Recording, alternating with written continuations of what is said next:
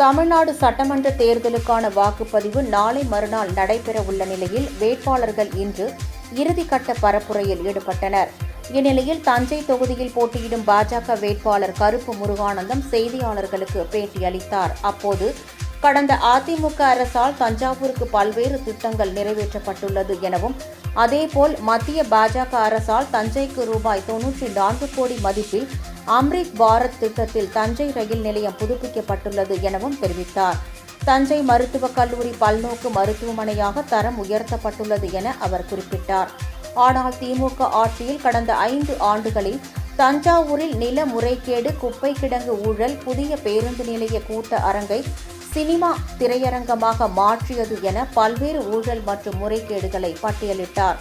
தான் பாஜக சட்டமன்ற உறுப்பினராக தேர்ந்தெடுக்கப்பட்டால் ஆன்மீக நகரங்களை இணைக்கும் வகையில் மத்திய அரசிடமிருந்து 1000 கோடி ரூபாய் பெற்று பல்வேறு வசதிகள் செய்து தரப்படும் என்று வேட்பாளர் கருப்பு முருகானந்தம் உறுதியளித்தார். 10 கோடி ரூபாயில பாரம்பரிய தென்னை நார் தொழிற்சாலை புனரமைக்க நடவடிக்கை எடுக்கப்படும். திராட்சை தோட்ட கயிறு உற்பத்தி அதுக்காக நடவடிக்கை எடுக்கப்படும். இப்படி கயிறு வாரியத்தின் மூலமா, ஏன்னா கயிறு வாரியம், நெப்டம் இதெல்லாம் மத்திய அரசாங்கத்துடைய துறைகள் சார்ந்தது. அதன் மூலமா இந்த மாதிரி பல்வேறு வேலை வாய்ப்பு கொடுக்கறது, வளர்ச்சியை ஏற்படுத்துறது, இதுக்கான பணிகளை நம்ம தேர்தல் அறிக்கையில மிக முக்கியமாக கொடுத்துருக்கோம். அதுமாரி பார்த்தீங்கன்னா தஞ்சை விமான நிலையத்தை பயணிகள் விமான நிலையம் மாற்றுவதற்கான நடவடிக்கைகளை நாங்கள் துவங்கி இருக்கிறோம்.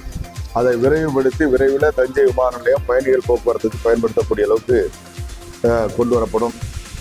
அதேமாதிரி விரைவில் தஞ்சாவூருக்கு வந்தே பாரத் ட்ரெயின் ஏற்கனவே கடந்த 1ஆம் மாதமே எங்களுடைய ரயில்வே அமைச்சர் எங்கள்கிட்ட உறுதி கொடுத்துருக்காரு.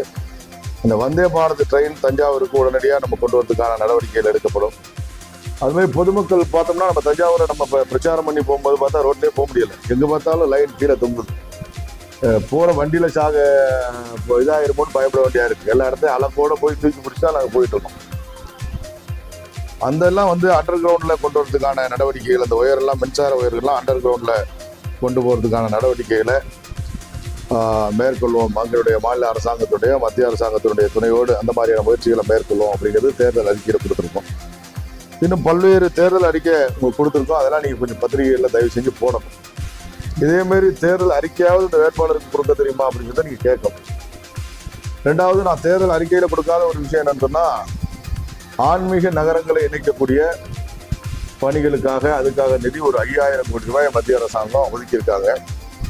அதிலிருந்து தஞ்சாவூர்லேருந்து ஜெயங்கொண்டத்திலேருந்து கும்பகோணம் இப்படி இருக்கக்கூடிய ஆன்மீக நகரங்களை இணைப்பதற்கான திட்டத்துக்காக மத்திய அரசாங்கத்திடமிருந்து ஒரு 1000 கோடி ரூபாயை நம்முடைய தஞ்சாவூர் பகுதியினுடைய வளர்ச்சிக்காக பெற்று அதன் மூலமா நம்ம பெரிய கோயிலில் இருக்கக்கூடிய போக்குவரத்து நெரிசல்கள், அதேமாரி பார்க்கிங் வசதிகள், அதேமாரி அந்த பெரிய கோயிலுக்கு தரிசனத்துக்கு வரக்கூடியவங்களுக்கு தங்குமிட வசதிகள், இதெல்லாம் ஏற்படுத்துவதற்கான பல்வேறு முயற்சிகளை நாங்கள் எடுப்போம் அப்படிங்கிறத இந்த பத்திரிகையாளர்கிட்ட தெரியப்படுத்தணும் அப்படிங்கிறத தான் உங்களை எல்லாம் கூப்பிட்டோம்.